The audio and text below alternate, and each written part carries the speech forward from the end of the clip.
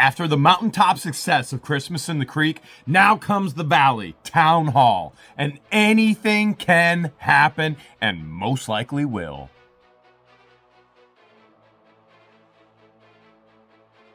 There's a bit of a change in Town Hall as Councilmember Hale, my friend and neighbor, she resigned this past month. And by the way, Hale was incredible at Christmas in the Creek. For over 7 hours, she stood in the same place, never taking a break, with the biggest smile on her face. So big thank you from all of the residents of Otter Creek to Councilmember Hale, who resigned. And I don't blame her one bit. New laws in Florida are pushing every single member of government, town hall, council members to share all financial information. We are seeing long-term individuals who have been serving as mayor and council members for years, decades, pull away from those positions because this is a huge, and I mean huge, invasion of privacy into your personal information that anybody can have access to. You're scared about other countries having access to your information, stealing your identity, and now all your information is out there for everybody online. I don't blame her one bit for resigning, and I don't blame anybody else for resigning in all of these communities around Florida. I would never in a million years put all of my information out there either. And so we wish Hale well as she continues to serve the residents of Otter Creek, as you've seen already. But there was an announcement. There was a public notice that individuals who were interested in the seat had to have all of their letter of interest in by December 15th. So the public notice states this: the town of Otter Creek now has a vacant council seat. All those who are interested in applying for this seat should submit a letter interest to the town of Otter Creek no later than December 15, 2023. Applicants, please be advised, this seat is only filled by council vote until the April election, where the seat will be one that will be filled. What this means is the 4 members of the council. So now we have Madam Mayor Therese, Vice Mayor Zim, Russ The Suss, Don the Con will have to vote on any interested individual. Now, to my knowledge right now, I know of 2 individuals that have submitted their information. They've made it public to other people. One person told me personally, another person told another person who told me personally as well. Now, here's the issue though. You've got Madam Mayor and Vice Mayor Zim, who typically vote together. You've got Don the Con and Russ The Suss, who typically vote together. What do you think's going to happen? Right. Probably nothing. Because one applicant's going to come up for vote and 2 people are going to say yes, 2 people are going to say no. Another applicant's going to come up for vote. What do you think's going to happen? 2 people are going to vote no, 2 people are going to vote yes. And what happens? Nothing. So in April, there will be another election to where that seat will have to be filled by election and not by vote from the council. Other big change this time around is the day. This is now the 3rd Tuesday of the month, and we're just a week away from Christmas. Historically, it has been the 2nd Tuesday of the month, and we all saw a certain somebody wasn't too interested in it being on the 3rd Tuesday of a month. Yep, you know as well as I do that it interferes with Williston's council meeting. And that individual lives in Williston and owns no property in Otter Creek. Now he's concerned that he can't be here in Otter Creek. And the public notice simply states this, and I'm going to read this one to you as well. Public notice: the town of Otter Creek will be changing the scheduled monthly meeting. It will now be held on the 3rd Tuesday of every month at 7 p.m. And the December meeting will be held on the 19th at Town Hall. Now, the issue has been, will the residents of Otter Creek come out? And I can tell you, if there's something happening and it's good, they will show up. Half the volunteers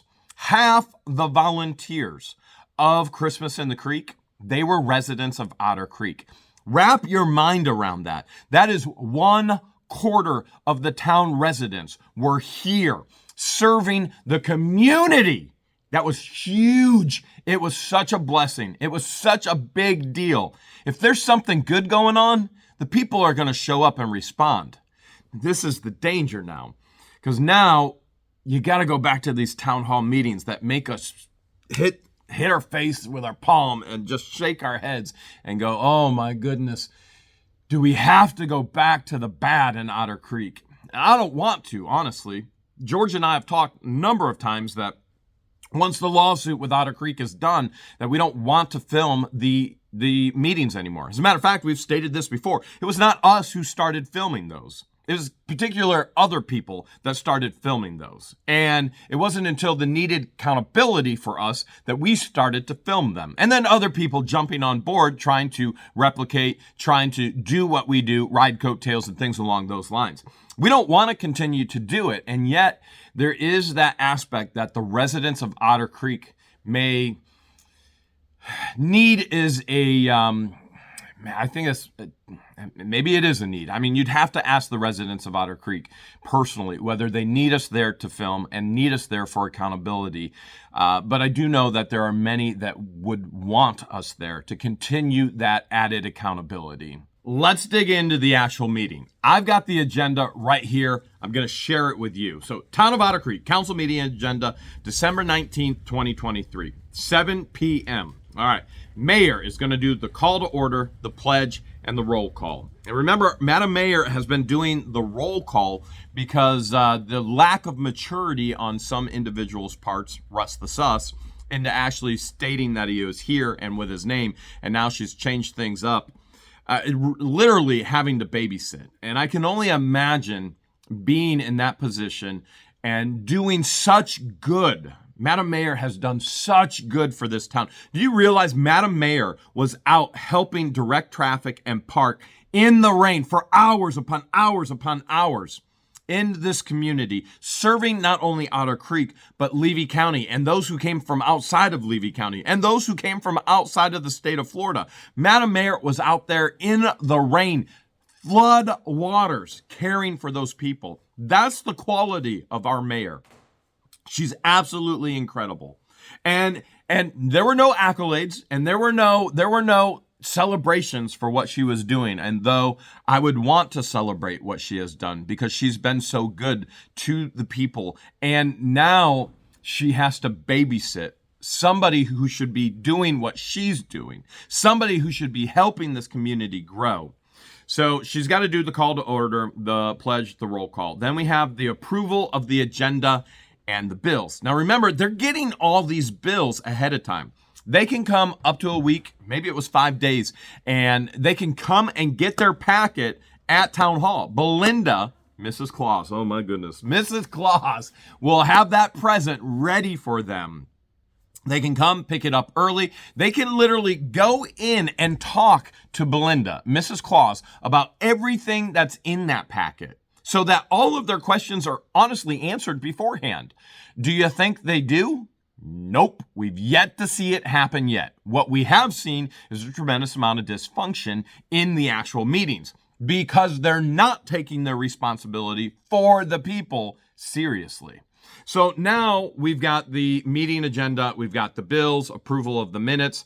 And remember, they're getting all the bills. When Russ The Suss was mayor, Mary Mathescary gave nobody the bills. And now they're getting the bills and they're seeing the bills. And there's still ridiculous conversation about the bills, which can all be done the day before. Literally, right now, Don the Con could be in Town Hall if he wanted and actually cared and go through everything line by line by line by line by line with Belinda. Do you think he did? I don't either. Okay. So we've got the agenda and the bills. We got approval of the minutes from the October 10th meeting and from the November 14th meetings. If approved as submitted, council members will sign one copy for public record. This is extremely important. This means that the council members agree and it's all signed, and institutions such as banks need this information, have to have these signed names on these documents, which is why Madam Mayor implemented this practice, which was not being done before. And now it is being done, and it hopefully carries on in the correct way into the future. So we've got the meeting minutes, November 14th, October 10th, public participation. Members of the public have 3 minutes to speak to the council on a topic. Now, we've seen this in the past. I have utilized this in the past, and by all means, I absolutely want to utilize this time, my 3 minutes, to share my gratitude and just amazing. It's an amazing experience we had at Christmas in the Creek, and for the people to come out and to share the Christmas spirit, to share the gift of our Savior by giving gifts to other. It was awe-inspiring. And I would love to use that time to thank those individuals on our council, such as Madam Mayor, such as Vice Mayor Zim, such as Belinda in the office. And so I do publicly thank them here, but I want to publicly thank them in the town hall meeting as well. And then next on the agenda is old business. Now, there isn't anything written in there on old business. That doesn't mean nothing, hi guys, will show up or be discussed. It's just blank right now. So it may be the aspect that Madam Mayor says, is there any old business we need to discuss? And somebody will bring something up. Then there is new business, okay? New business says filling the vacant council seat and then notice of election. All right, so we've already kind of touched base on filling the vacant council seat, okay? And then the notice of the election. The election, that will be in April. So last election, we had this very unusual, odd situation to where there was only one member that stayed on the council. That was Don the Con. And then there were 4 members that were voted back in. Gale received the most amount of votes. Then there was a 3-way tie for the 3 other members. And remember, one of those seats had to be a 1-year term because every other year, 3 seats go up for election, 2 seats go up for election, 3 seats go up for election, 2 seats go up for election. And it was this anomaly that happened. Well, Russ The Suss was designated the 1-year seat thanks to all of the destruction he's done to this town and the tens of thousands of dollars he's wasted on these people's money. And so we know Russ The Suss will be coming up for election again. Well, we don't know that he will. We know that his seat will. And frankly, I'm going to speak very frankly, anybody in this town that would actually vote this man in again is a fool. You can quote me on that, and you can put that on a t-shirt. You've seen it. You've heard it.